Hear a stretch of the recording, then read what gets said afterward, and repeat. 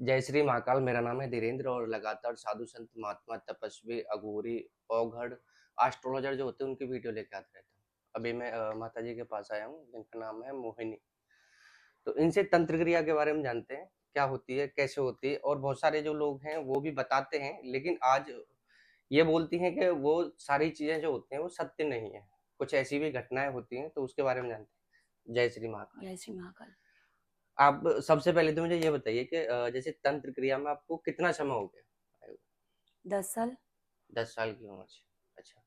और ज्यादातर लोग ये पूछते हैं, अगर कहीं भी जाओ तो ये पूछना उनके जो गुरु हैं उनका क्या नाम है, आपके गुरु का क्या नाम है? देखिए, मैं अपने गुरु का नाम जरूर बता देती आपको, लेकिन जब से वो बीमार हुए हैं, बिस्तर पकड़ लिए है, उनका ही आदेश है कि मेरा नाम हम्म, आप मत लो। लेकिन मेरा जो आध्यात्मिक गुरु है, जिसको मैं हम्म, मान के चलती हूँ, वो हम्म, है महाअवतार बाबा जी महाराज। अच्छा, अच्छा। उनके जो है, हम्म, हर संप्रदाय होता है ना, हम्म, कौन कौन सी घराना से है, हम्म, तो हम है महाअवतार बाबा जी महाराज के घराना से। अच्छा। ठीक है। अब ये क्वेश्चन है कि तंत्र जो है क्या है, कैसे है और क्यों है ये, इसके तंत्र बारे में क्या बताइए। है? हम्म, तंत्र है हम्म, शिव और शक्ति में रचा हुआ एक अपार लीला, जो मानव हेतु पूरा जगत संसार के कल्याण के लिए रचा हुआ था। तंत्र क्या है ये जानने से पहले, तंत्र कहाँ से है? हम्म, ये आया है वेद के शेषार्थ से, इसलिए तंत्र को आगमन हुआ है। हम्म, इसलिए तंत्र को बोलते हैं आगम और वेद को बोलते हैं निगम, क्योंकि वहां से निर्गत हुआ है ये तंत्र। ये शिव शक्ति का रचा हुआ अपार लीला, जिससे पहले आता है दश महाविद्या हम्म, कामरूप कामाख्या, जिसमें पहला विद्या है माँ काली, दूसरा है माँ तारा, जो कि हम आज तारापीठ में है हाँ, फलहरणी अमावस्या के तिथि में। आगे आगे आता है छिन्नमस्ता, धूमावती, बगला, भुवनेश्वरी, भैरवी, मातंगी, त्रिपुरा सुंदरी, कमला, बगलामुखी, ऐसे दशा महाविद्या है। तंत्र है एक साइंस, जिसको बोलते हैं अकल्ट साइंस, जो कि नेचुरल नहीं है, जो है सुपर नेचुरल, सुपर नॉर्मल, अति प्राकृतिक चीज, जो आप कभी भी प्रूव नहीं कर सकते हो। एक साधक और साधिका के अपने अंदर ही वो अनुभव उपलब्धि आ जाता है। क्या है ये तंत्र? तंत्र है योग साधना, हम्म, जिसके माध्यम से एक तांत्रिक अगर इसको रब्त कर लेते हैं, तो जगत संसार अपने भी कल्याण कर सकते हैं, जगत संसार की भी कल्याण कर सकते हैं। और तंत्र में भी जो आता है दश महाविद्या, उनका जो बीज मंत्र है, वो एक तांत्रिक ही उसको सिद्ध करके अपने कल्याण और जगत संसार के कल्याण के लिए उसको व्यवहार करना चाहिए। यही है तंत्र। ये एक समुन्द्र के जैसा है, जो मैं हम्म, कुछ शब्दों में आपको बयान नहीं कर सकती हूँ। बिल्कुल, बिल्कुल। एक तंत्र साधक और साधिका ही उसको उपलब्ध करके हम्म, पूरे संसार के लिए कल्याण के लिए इस्तेमाल करना चाहिए। ठीक है। अभी बोलिए। अच्छा, तो आपने बोला कि 10 महाविद्या जो होती हम्म हैं, ठीक है? 10 महाविद्या आपने बता दी ये कौन-कौन सी होती हैं, लेकिन इनका मतलब कैसे डिफाइन कर सकते हैं कि भाई ये 10 महाविद्या हैं, इसने ये वाली विद्या कर रखी है, या फिर ये वाली पहली विद्या है, फिर उसके बाद दूसरी है। देखो हाँ सीढ़ी बाई सीढ़ी चढ़ते हैं हर जगह हाँ पे, हाँ ठीक है? हाँ। तो इनका भी कोई नियम है या फिर कहीं से भी किसी भी विद्या को उठा के आप कर सकते हैं? देखिए, एक बात होता है धारण, हुँ, एक बात होता है वाहन। हुँ, ठीक है। जो तंत्र साधक होते हैं, वो हुँ, इनको धारण करते हैं। ईश्वर बहुगुण के गुणी है। हुँ, उन गुण में से ये दसम महाविद्या एक गुण का ही विकास है, जिसको हमने एक रूप दिया है, हुँ, काली का रूप, तारा का रूप। इनका कोई बीज मंत्र है जो गुरु से ही मिलेगा आपको। हुँ, उस बीज मंत्र को 1,08 बीज मंत्र से सिद्ध होता है वो मंत्र। जब अच्छा, आप एक साधक साधिका हुँ, उसको सिद्ध कर सकते हैं, तभी उसका प्रयोग हुँ, कर सकते हैं। जगत संसार या मानव जो भी आते हैं उनके पास हुँ, समस्या लेके, हुँ, उनको समस्या को हल करने के लिए हुँ, वो भी प्रयोग कर सकते हैं। ऐसे ही कहीं पे उठा के उसको प्रयोग नहीं किया जा सकता। ये हुँ, ऐसा कुछ चीज ही नहीं है। बिल्कुल। ये साधना से ही मिलता है, ये वो शक्ति जिसको हुँ, धारण करके हम सबके कल्याण करते हैं। अच्छा, ठीक है। तो जैसे 10 महाविद्या है, ठीक है? तो ये जो विद्या है प्राप्त करने के लिए क्या शमशान में जाना पड़ेगा, या फिर जैसे कामाख्या देवी है, तारापीठ है, या उन जगहों पे जाके कर सकते हैं? कैसे इनको करें? अगर हम अपने जो इस जगत संसार में जो भी महापुरुष आए हैं उनके बात अगर हम करें, हुँ, तो उन्होंने बोला है कि अगर तुमको साधना करना है हुँ, तो जंगल में जाओ, हुँ, निर्जन स्थान में जाओ। ठीक है। ठीक है ना? हुँ, तो जो भी काम करो, वो बाहर का जो डिस्टरबेंस, जो भी हुँ, ये प्रॉब्लम होने से तो तुम कोई भी साधना, किसी भी आप मनोसंजोग नहीं कर सकते हो। शमशान होता है शांत जगह, ठीक है। ठीक है। ऐसी भी जगह पे जाओ जहाँ पे शांति हो, निर्जन हो, फिर भी तुम जो कोई भी साधना करो उसके तुमको सिद्धि मिल जाएगा अपने मनोसंजोग से। अगर कहें तो एकांतवास में अगर यस यस, कोई भी एकांत साधना एकांत करते एकांत हैं में करना चाहिए, निर्जन में करना चाहिए, हम्म, जहाँ पे कोई शोरगुल ना हो, ऐसा कोई जगह होना चाहिए। लेकिन हाँ, एक बात जरूर है, किसी किसी जगह वरदान प्राप्त होता है, जैसे तारापीठ। गुरु वामदेव स्वयं यहाँ पे साधना करके सिद्धि लाभ कर चुके हैं, ये जगह वरदान प्राप्त बन गया है।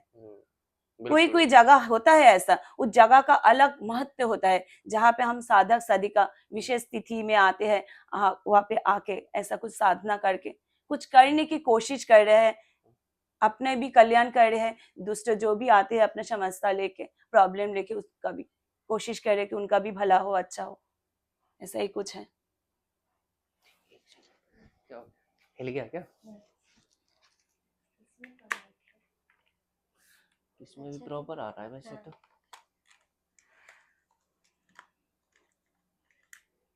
दूसरी वाली बैटरी उठा के ले आया, कोई नहीं, चलने दो उसे।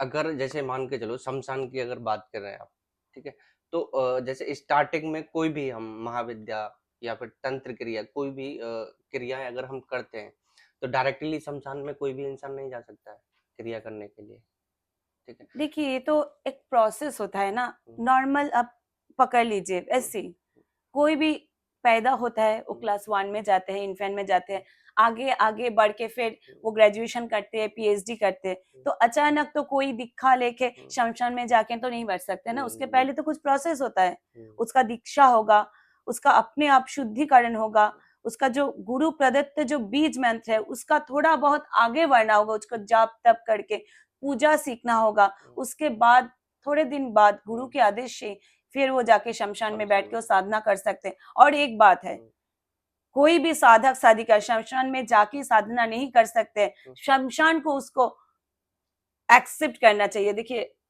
मुझे थोड़ा हिंदी कम आता है, मैं बोल रही हूँ, शमशान को उसको ग्रहण करना चाहिए। अगर कहें तो शमशान के लायक होना चाहिए वो। 3 शमशान का सिद्धि होना ही चाहिए। अच्छा। कोई भी साधक साधिका को 3 शमशान का सिद्धि हो, फिर वो कहीं पे जाके कर सकते हैं। अच्छा। वो 3 शमशान कौन सा है? एक है तारापीठ महाशमशान, दूसरा है कामाख्या भूतनाथ शमशान, और है जहाँ पे साधक साधिका रहते हैं उनका जो नजदीक का शमशान है, वहां पे इन 3 शमशान ने आजकल को ग्रहण कर चुके हैं, तो कहीं पे जाके भी साधना कर सकते हैं, उसका कोई दिक्कत नहीं है। मेरे साथ तो नहीं हुआ है, मैं तो बहुत सारे शमशान में जाके ऐसे तंत्र साधना हवन सब कुछ कर चुकी हूँ, तो मेरा तो ऐसा कुछ हुआ नहीं है। ठीक है, तो एक चीज और मैं पूछना चाहूंगा, जैसे 10 महाविद्या आपने बताई है, तो उसके बारे में थोड़ा थोड़ा बता सकते हैं कि 10 महाविद्या कौन कौन सी कैसे कैसे कार्य करती हैं? कार्य करते हैं। अब क्या जानना चाहते हैं, प्रयोग जानना चाहते हैं? हाँ, प्रयोग बता दीजिए। देखिए, पहला महाविद्या है काली। ये काली का प्रयोग हम तभी करते हैं जब लोग कोई भी कोर्ट केस में जर्जरित हो। काली है हमारा जो नवग्रह है, नवग्रह का जो एक ग्रह है शनि महाराज, और शनि का जो अधिपति देवी है वो है काली, दक्षिणा काली। जब कोई शनि के प्रभाव में आते हैं, बोलते हैं शनि का शरशाती है, शनि का ढाइया है, शनि का दशा महादशा के अंदर आके वो जर्जरित हो रहा है, तभी हम काली का बीज मंत्र का प्रयोग करके वो काली का कवच, दक्षिणा काली का कवच देके उनको वहां से उस प्रॉब्लम से, समस्या से निकालने की कोशिश कर रहे हैं। काली तो एक नहीं है, बहुत सारे काली है, दक्षिणा काली, रक्षा काली, भद्रा काली, नाग माता काली, छिन्नमस्ता काली, पताल काली, ये अलग अलग काली का अलग अलग ग्रह से कुछ संपर्क है। हर एक ग्रह का एक एक काली का अधिपति देवी है, जैसे राहु का है छिन्नमस्ता काली। अगर कोई राहु के प्रभाव से जर्जरित है, फिर हम छिन्नमस्ता काली का प्रयोग करके उनको उस समस्या से निकलने की कोशिश करते हैं। ऐसा ही कुछ प्रयोग है। काली एक तो काली नहीं है, उनका तो हजारों रूप है, हजारों गुण है। और दूसरा आता है महाविद्या ताड़ा। ताड़ा क्या है? ताड़ा का 3 रूप है, 3 विद्या। वो है एक जटा, नील सरस्वती, उग्र ताड़ा, महालक्ष्मी। नील सरस्वती क्या है? अगर कोई भी विद्या, हायर स्टडी, छोटे मोटे विद्या जब क्लास में पढ़ते हैं उनका प्रॉब्लम आता है, पढ़ाई में प्रॉब्लम आता है, पास नहीं कर पाते हैं, कंसंट्रेशन नहीं कर पाते हैं, तब उनको उस प्रॉब्लम से निकालने के लिए हम ताड़ा का वो विद्या नील सरस्वती नील ताड़ा का प्रयोग कर देते हैं, तभी उनका रिजल्ट भी अच्छा आता है। मेरे पास बहुत सारे ऐसे छोटे छोटे बच्चे आए हैं जो कि फेल करते हैं, 4-5 सब्जेक्ट से फेल होता है, मतलब पढ़ाई में मन नहीं लगता है, तो हम उनको नील ताड़ा नील सरस्वती का ताबीज दे देते हैं, तो उससे मतलब बहुत कंसंट्रेशन बन जाता है कि पढ़ाई पे। नहीं, गलत। मैं कभी भी गारंटी नहीं दूंगी कि मेरा ताबीज देने से आपका बच्चा पढ़ाई ज्यादा करेगा, नहीं, कभी भी नहीं, लेकिन उसका रिजल्ट अच्छा आएगा, ये इसका गारंटी है। वो 1 घंटा भी पढ़ेगा, उससे वो जाके परीक्षा देंगे तो उसका रिजल्ट अच्छा आएगा, लेकिन ज्यादा कंसंट्रेशन आएगा, ज्यादा पढ़ेगा, ये सब गलत समझाने वाले लोग हैं, ऐसा ठीक नहीं है। जो सच है उसको मान के चलने से तो रिजल्ट मिलेगा ना। बिल्कुल बिल्कुल सच ठीक बात है। ऐसे बिजनेसमैन है जिनको हम महालक्ष्मी, माँ तारा का ही एक रूप है महालक्ष्मी, उनका तावीज देके उनको बिजनेस डेवलपमेंट करने की कोशिश करते हैं। ऐसे ही आता है त्रिपुरा सुंदरी माँ, जिनका शादी ब्याह नहीं हो रहा है, तो हम त्रिपुरा सुंदरी का तावीज दे देते हैं। अट्रैक्शन नहीं हो रहा है, लड़का लड़की देखने आ रहा है, पसंद नहीं कर रहे, तो हम उनको दे देते हैं त्रिपुरा सुंदरा माँ का तावीज। तो उस तावीज से क्या होता है, एक आकर्षण क्रिया बन जाता है, तो उससे उनका वो प्रॉब्लम सॉल्व होता है। तो ऐसा ऐसा बगलामुखी शत्रु से जर्जरित है, पीड़ित है, क्या करे, फिर हम उनको बगलामुखी का प्रयोग करते हैं, बगलामुखी का तावीज देते हैं। ऐसे ऐसा सब कुछ आते हैं। और आप पूछेंगे, मैं बोलती जाऊंगी, दशम महाविद्या इज जस्ट लाइक, मैंने खत्म नहीं होने वाला है ये। मेरे पूरे जिंदगी खत्म हो जाएगा, हम खत्म नहीं कर सकते। ये तंत्र इतना बड़ा चैप्टर है। माँ पार्वती और शिव में जो प्रश्न उत्तर का पाला चला था, वो जो रचा हुआ लीला, वही तो तंत्र है। तो मैं इतनी छोटी जिंदगी में कैसे ये पूरा कर सकती हूँ? 1-2 विद्या भी मैं हासिल कर लूं इस जिंदगी में, फिर भी शायद किसी का कल्याण हो। बिल्कुल बिल्कुल, ठीक है, बहुत बहुत धन्यवाद। तो ये था, इन्होंने सारी चीजें बताई हैं, दशमा विद्या के बारे में भी बताया, तंत्र के बारे में भी बताया। आप लोगों को वीडियो कैसी लगी हमें कमेंट करके बताएं। अच्छी लगी है तो लाइक करें और वीडियो ज़्यादा से ज़्यादा शेयर करें ताकि सभी लोगों तक ये जानकारी पहुंच सके। अगर चैनल पर नए हैं तो चैनल को सब्सक्राइब करें। ऐसी वीडियो लगातार लेके आता रहूंगा। जब तक के लिए जय श्री कृष्णा, राधे राधे।